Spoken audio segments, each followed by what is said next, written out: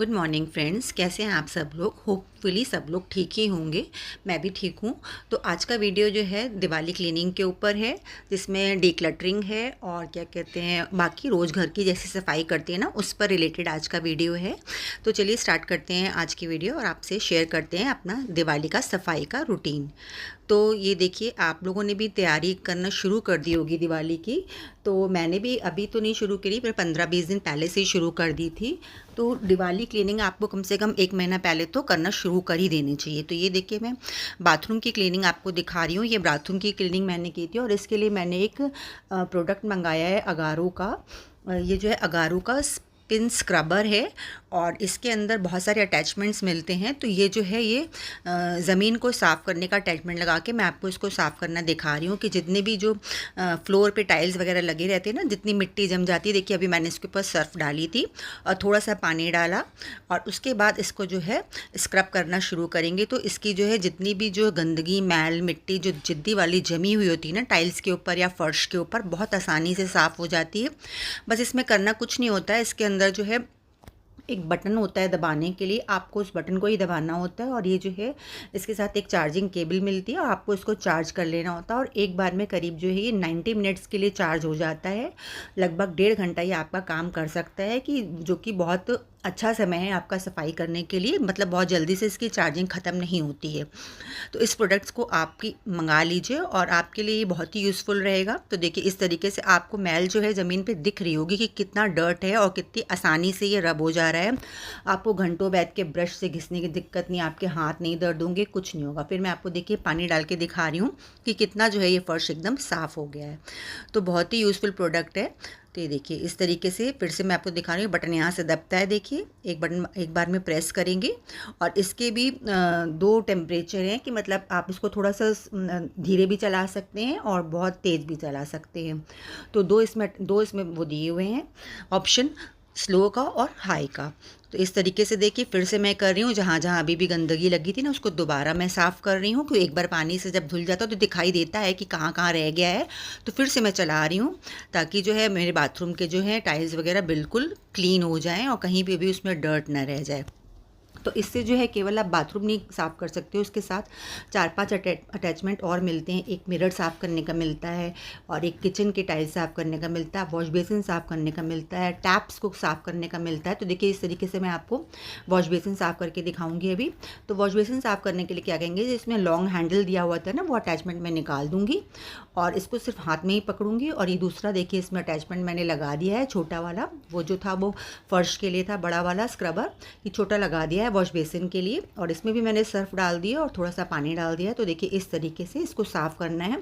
बस बटन को प्रेस करना है और हाथ से ही चलाना है इसको इस तरीके से। तो जितनी भी जिद्दी गंदगी वगैरह होगी ना इसमें, बहुत ही आसानी से निकल जाती है। ये देखिए, हल्के हल्के से आपको बस चलाते जाना है और बढ़िया तरीके से ये साफ़ हो जाएगी। इसके बाद मैं आपको दिखाऊंगी कि टैप को साफ़ करने का भी इसमें अलग से अटैचमेंट है। टैप भी साफ़ हो जाते हैं उससे, और जो टैप के पीछे जो पतली सी जगह होती है ना, वहाँ पर भी हमारा हाथ वगैरह घुसता नहीं है जल्दी, तो उसके लिए वो अटैचमेंट है और उसके साथ आप उसको अच्छे से साफ़ कर सकते हैं।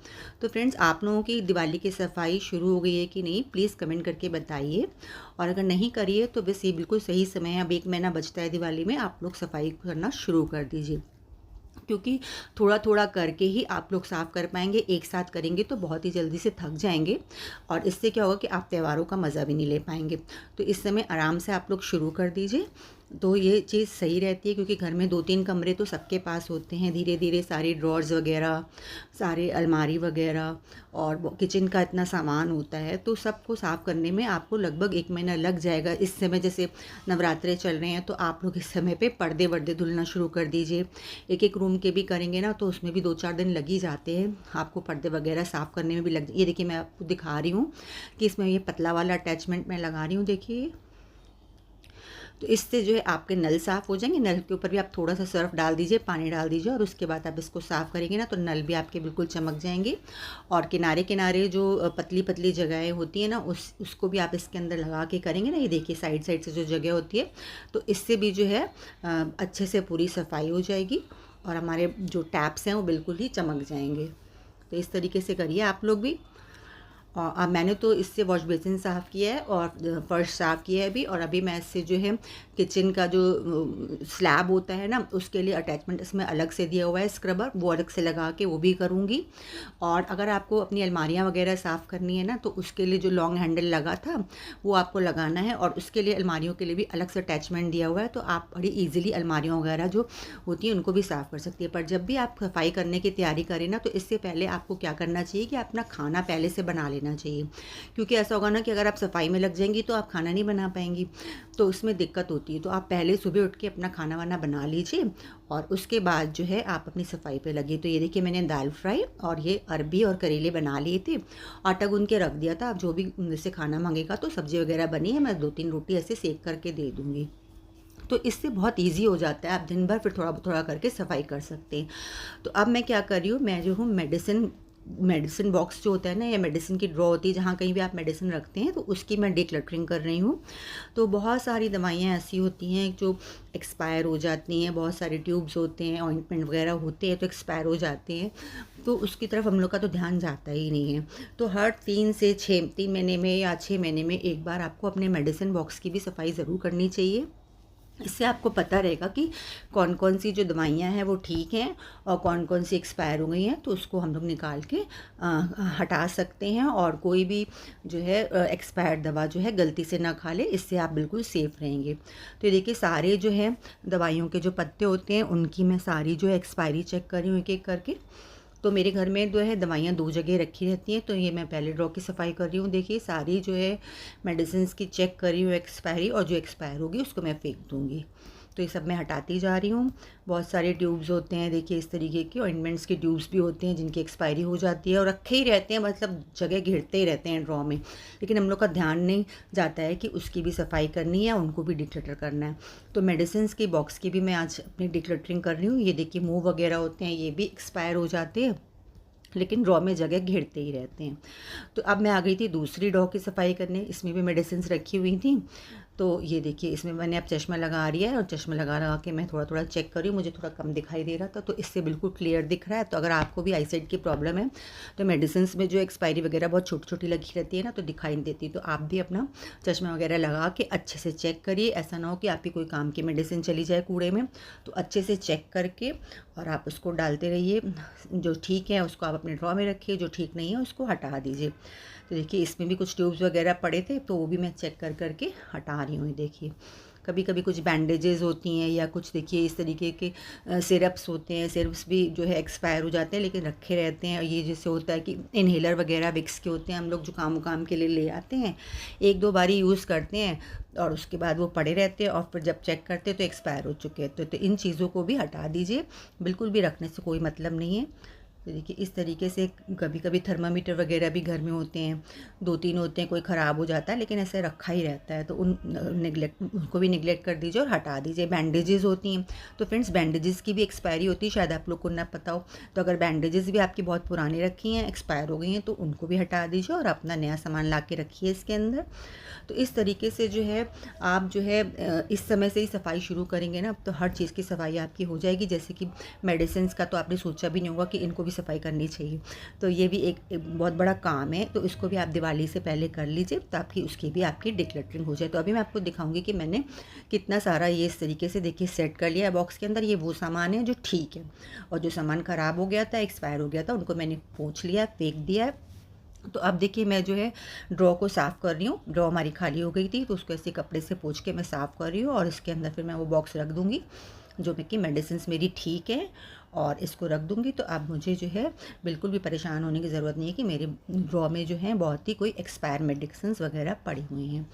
तो फ्रेंड्स इस तरीके से आप लोग भी अपने मेडिसिन ड्रॉ को जो है आप क्लियर करिए, या आप किस तरह से करते हैं वो भी मुझे कमेंट बॉक्स में बताइए कि आप किस तरीके से करते हैं, कितने महीने में एक बार करते हैं, तो इससे और भी व्यूअर्स को पता चलेगा। तो देखिए इतनी सारी मेडिसिन्स मेरी एक्सपायर हो गई थी और ये मैंने फेंक दी हैं।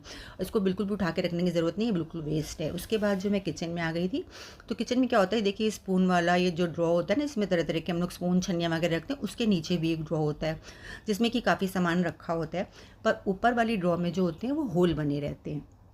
तो जैसे कि हमने धुले हुए बर्तन उसमें रखे, तो कभी कभी लगता है कि पानी की ड्रॉप्स वगैरह जो हैं वो नीचे, अगर हम पोंछ के रखते तो ठीक है, लेकिन अगर पोंछ के नहीं रखते हैं, ऐसे ही धुल के रख देते हैं ना, तो इन होल से जो है पानी नीचे जाता है और नीचे जितने भी बॉक्सेस होते हैं वो ख़राब होने का डर रहता है। ये देखिए मैं इस तरीके से इसके ऊपर शीट बिछा रही हूँ कि ये थोड़ी पेपर शीट ही है पर मोटी वाली शीट है, तो इससे जो अगर ये पेपर जो होगा ना पानी को एब्जॉर्ब करने लगेगा और जितना भी पानी में ड्रॉप्स वगैरह जो बर्तन में लगी रहती हैं पानी की, वो बिल्कुल भी नीचे नहीं जाएंगी और हमारा नीचे का सामान ख़राब नहीं होगा। तो देखिए पूरा मैंने असेंबल कर लिया पेपर इसके ऊपर, और अब मैं इसके ऊपर अपने बर्तन वगैरह रख दूँगी ना, तो नीचे बिल्कुल भी पानी नहीं जाएगा और बार बार नीचे भी सफाई नहीं करनी पड़ेगी, कोई मेहनत नहीं पड़ेगी। और ये जो है अच्छे से देखिए अरेंज हो गया है। देखिए अब मैं आपको नीचे खोल के दिखाती हूँ, तो नीचे जो भी बॉक्सेस वगैरह मैंने रखे हैं ना, तो ये सेफ़ रहेंगे और ये बिल्कुल भी गंदे नहीं होंगे और हमारे दिमाग से एक उलझन हट जाएगी कि कहीं नीचे ना पानी गिर रहा हो, नीचे ना पानी गिर रहा हो। तो इस तरीके से चाहें तो आप लोग भी इस वाले ड्रॉ को अरेंज कर सकते हैं, तो आपका भी जो सामान है ना नीचे से सेफ़ हो जाएगा। तो इस तरीके से फ्रेंड्स अभी भी टाइम शुरू हो गया, अभी 1 महीना ही बचा है, तो आप लोग अपनी किचन की सफाई सबसे पहले करिए, क्योंकि किचन में बहुत सामान होता है और किचन अगर रह जाता है ना तो फिर बड़ी दिक्कत होती है। तो किचन को आप लोग डिक्लटर करते रहिए, जो भी सामान ख़राब वगैरह हो गया है उसमें बिल्कुल हटा दीजिए। जो छोटे मोटे डिब्बे बेकार से होते हैं जो बाहर से आते हैं होटल वगैरह से, वो सब हटा दीजिए, वो किसी काम के नहीं होते, सिर्फ हम लोग उसको जमा करके रखे रहते हैं।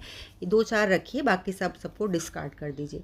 और इसके अलावा बहुत सारे पेपर बैग्स आते हैं हमारे घरों में, जैसे ब्लिंकिट वगैरह से, तो वो भी हम लोग रखे रहते हैं, काम आएंगे, लेकिन उतने ज़्यादा काम नहीं आते, तो उन सबको भी डिक्लटर कर दीजिए। तो ये देखिए मैं नीचे वाली जो है, अब मैं जो है अपनी जो किचन की ड्रॉज होती है ना, तो उसके नीचे जो लगा रहता है जाली वगैरह, उसको अच्छे से साफ़ कर रही हूँ। उसको मैंने पहले खाली कर दिया था और इनकी अच्छी तरीके से ड्रॉ की पूरी सफाई कर रही हूँ। जितनी भी वायर इसके ऊपर लगी रहती है, इसके ऊपर भी पूरे साल भर में बहुत डस्ट जमा हो जाती है, बहुत मिट्टी चिपक जाती है, क्योंकि किचन में ऑयल का काम होता है ना, ग्रीसी सा हो जाता है पूरा ये, और इसके ऊपर डस्ट चिपक। तो इसको मैं क्या कह रही हूँ, विनेगर के सॉल्यूशन से साफ़ कर रही हूँ। थोड़ा विनेगर और थोड़ा सा मैंने इसमें बेकिंग सोडा और थोड़ा सा मैंने इसमें सर्फ डाल दिया था और थोड़ा पानी डाल के एक सॉल्यूशन बना लिया, उससे मैं इसको साफ़ कर रही हूँ। तो ये बिल्कुल ही बढ़िया से चमक जाएगा। और किनारे किनारे की जो सनमाइका लगी रहती है उसको भी साफ़ कर रही हूँ, और इसके पीछे की जो वॉल होती है उसको भी मैं पानी से धो लूँगी। ज़मीन जो होती है मतलब जिसके नीचे ये सेट होता है ड्रॉ, क्योंकि ये भी साल भर के अंदर बहुत ही ज़्यादा गंदा और ग्रीसी हो जाता है। तो इस तरीके से देखिए किचन की सफाई भी पहले इस तरीके से ही करना शुरू करिए कि जो सबसे ज़्यादा गंदी गंदी चीज़ें हैं ना उनको अच्छे से साफ़ कर लीजिए और फिर उसको अच्छे से कपड़े से पोंछ के और सुखाने के लिए छोड़ दीजिए। तो ये देखिए मैंने इसको बिल्कुल साफ़ कर लिया है और इसी तरीके से अब मैं दूसरी भी सफाई करूँगी और वे मैं दिखाती हूँ कि इसमें मैं और क्या क्या कर रही हूँ। बस सफाई करके मैंने जो है इसके अंदर सामान रख दिया है और इसको अच्छे तरीके से बंद कर दिया। तो फ्रेंड्स आप लोग भी बताइए, आप लोगों ने किचन की सफाई शुरू कर दी है कि नहीं। तो ये देखिए अब मैं सिलेंडर वाला जहाँ सिलेंडर रखते हैं ना उस कंपार्टमेंट में आ गई हूँ। तो देखिए सिलेंडर निकाल देंगे, क्योंकि इसके पीछे भी ध्यान बहुत कम जाता है, क्योंकि मतलब ये कह सकते हैं कि डेली तो इन जगहों की हम लोग सफाई नहीं करते हैं, पर महीने में एक बार इसको भी ज़रूर करना चाहिए। और जैसे किचन की चिमनी वगैरह है वो भी मैं डेली नहीं साफ़ करती हूँ, कुछ चीज़ें डेली साफ़ करती हैं तो उसमें मेहनत नहीं होती है, पर ये सब जो हिडन पार्ट्स होते हैं ना इनकी सफाई हम लोग डेली नहीं करते हैं, तो इनको भी टाइम टू टाइम साफ़ करते रहना चाहिए। तो देखिए मैंने इसमें जो है झाड़ू लगा लिया है, अब मैं इसमें जो है मॉपिंग भी कर लूँगी, मतलब पोछा लगा लूँगी, तो ये जगह भी मेरी बिल्कुल क्लीन हो जाएगी। और इसको भी मैं तो 1 महीने में एक बार करती हूँ, आप बताइए आप लोग कितने टाइम में करते हैं, क्योंकि जितनी घर में सफाई रखेंगे तो उतने कॉकरोचेस, चींटियाँ, मक्खियाँ वगैरह बिल्कुल भी नहीं होंगी। तो ये देखिए अब मैं यहाँ पे मॉपिंग कर रही हूँ और उसके बाद मैं सिलेंडर को जो है अंदर लगा दूँगी। तो इस तरीके से बहुत से हिडन पार्ट्स होते हैं किचन के अंदर भी, जिनकी तरफ हम लोग का ध्यान नहीं जाता है, पर अगर आप लोग ध्यान लगा के करेंगे ना तो आपका किचन बहुत ही नीट क्लीन रहेगा और कोई भी इंसेक्ट वगैरह उसमें आपको नहीं दिखाई देंगे। कॉकरोचेस हो जाते हैं तो ये सब भी इससे नहीं होंगे अगर आप टाइम टू टाइम हर कोने की क्लीनिंग आप लोग करते रहेंगे। तो ये देखिए अब मैं सिलेंडर अंदर रख रही हूँ। देखिए और कभी कभी क्या होता है ना कि जो हम लोग के जो दरवाजे होते हैं ना, इसके जो जिसमें इसमें वो लगा रहता है, क्या कहते हैं, हुक वगैरह साइड में लगे रहते हैं, वो जाम हो जाते हैं, तो ये हमारा दरवाज़ा जो है बहुत हार्ड खुलता है। इसके लिए मैंने एक प्रोडक्ट लिया है WD-40। अगर आपके भी जो दरवाजे इस तरीके से जाम हो गए हों, उन पे रस्ट लग गई है, जो इसमें लगे रहते हैं नॉब वगैरह, अगर उसमें रस्ट लग गई तो आप अगर इसको स्प्रे कर देंगे ना इस पर, तो इससे जो है आपको बहुत आसानी हो जाएगा। आपका जो डोर है बहुत ईजिली खुलेगा, बहुत हल्का हो जाएगा, आपको ज़्यादा इसमें मेहनत लगाने की ज़रूरत नहीं पड़ेगी। तो इस तरीके का प्रोडक्ट आप लोग भी एक मंगा सकते हैं, WD-40। बहुत ही यूज़फुल प्रोडक्ट है। तो अभी मैं आपको दिखाती हूँ कि अब 1-2 घंटे के बाद मैं दिखाऊंगी कि कितना ईजिली ये खुल रहा है। तो मैंने इसको लगा के छोड़ दिया था और अब मैं आपको दिखा रही हूँ कि ये कितना जो है ईजिली खुलेगा। देखिए मैं आपको दिखाती हूँ इस तरीके से। अब जो है बिल्कुल भी ये अटक नहीं रहा है, जाम नहीं हो रहा है और बहुत ईजिली खुल रहा है। तो मैंने तो अपने घर की जो किचन की जितनी भी अलमारियाँ वगैरह में ये दिक्कत थी, सब में इसको लगा दिया है। तो खाली किचन को ही नहीं, आपके घर में कमरों में भी जो अलमारियाँ होती हैं ना, उसमें भी आप लोग उसको यूज़ कर सकते हैं। बहुत ही यूज़फुल फ्रेंड्स है प्रोडक्ट ये। तो ये देखिए, अब मैं आ गई थी फ्रिज के ऊपर भी जो है, ये भी बहुत निगलेक्टेड एरिया होता है, इसमें भी हम लोग सफाई नहीं करते हैं। तो इसको भी जो है कम से कम 15 दिन में या 1 महीने में आपको ज़रूर साफ़ करना चाहिए। इसके ऊपर भी बहुत डस्ट एक्यूमुलेट हो जाती है और जिसकी तरफ हम लोग का ध्यान नहीं जाता है। तो इससे भी जो है बहुत ही गंदगी फैलती है घर में, मतलब ये सांसों के लिए अच्छी नहीं होती। तो इसको भी जो है अच्छे से डिक्लटर करता रहना चाहिए, सफाई करती रहनी चाहिए। और देखिए अब जितनी डस्ट नीचे गिर गई थी ना अलमारी वगैरह के पीछे फ्रिज की, वो भी मैं सब साफ़ कर रही हूँ। तो फ्रेंड्स आप लोग बताइए कितने दिन में आप लोग साफ़ करते हैं फ्रिज के ऊपर का ये टॉप शेल्फ। और उसके बाद जो है बहुत सारी सब्जियां आ गई थी आज, उनको मैं जो है अलग कर रही हूँ। तो देखिए मैं आपको ये चीज़ बताने की कोशिश कर रही हूँ कि इतना सारा काम करते समय मुझे ये बिल्कुल भी हेडेक नहीं है कि मेरा खाना बना है कि नहीं। तो खाना आपको सबसे पहले बना के रख लेना चाहिए, उसके बाद आप अपने दिन भर के काम करते रहिए। तो अभी आ गई थी सब्जियाँ, तो सब्जियों को मैं बैग में से निकाल के सेग्रीगेट कर रही हूँ। और उसके बाद जो है इनको अलग अलग निकाल के, जो सब्जियां वॉश करने वाली होंगी उनको वॉश करके थोड़ा सुखा के पानी उसका पोंछ के कपड़े से, और उसको सब मैं फ्रिज में असेंबल कर दूंगी। तो मेरे यहाँ तो सब्ज़ी हफ्ते में इकट्ठी आ जाती है, तो ये काफ़ी सारी हो जाती है। तो इसकी भी बहुत ही केयर करनी पड़ती है, क्योंकि अगर केयर नहीं करेंगे तो सब्जियाँ जो हैं सड़ने लगेंगी और ख़राब होने लगेंगी। इनको अच्छे से धो के और वॉश करके थोड़ा पंखे के नीचे आप सुखा लीजिए। जितनी भी पत्तेदार सब्जियाँ वगैरह होती हैं, उनके जितने की पीले पीले पार्ट्स होते हैं उनको निकाल के अलग कर लीजिए। और उसके बाद उसको अच्छे से पोंछ के और बॉक्सेस में असेंबल करके, जो एयर टाइट बॉक्सेस होते हैं ना, उनमें असेंबल करके रख दीजिए। या आपके घर में जो होटल वाले बॉक्सेस आते हैं खाने के, वो भी एयर टाइट होते हैं, उनमें भी अगर आप पैसे बाहर स्पेंड नहीं करना चाहती हैं तो कर सकती हैं। उसके बाद मैंने आज कुछ कपड़ों की डिक्लटरिंग करी थी, वो मैंने अपनी मेड को दे दी। और आपके पास भी अगर जो भी फालतू सामान है जो आप लोग नहीं यूज़ करना चाहते हैं, उनको डिस्कार्ड कर दीजिए जो बिल्कुल बेकार है, और या फिर किसी ज़रूरतमंद को दे दीजिए। तो फ्रेंड्स ये तो थी मेरी आज की video, Diwali cleaning, decluttering, medicine box की डिक्लटरिंग को लेकर। कैसी लगी? अच्छी लगी है तो प्लीज़ लाइक करिएगा, और चैनल पर नए हैं तो सब्सक्राइब भी ज़रूर कर लीजिएगा।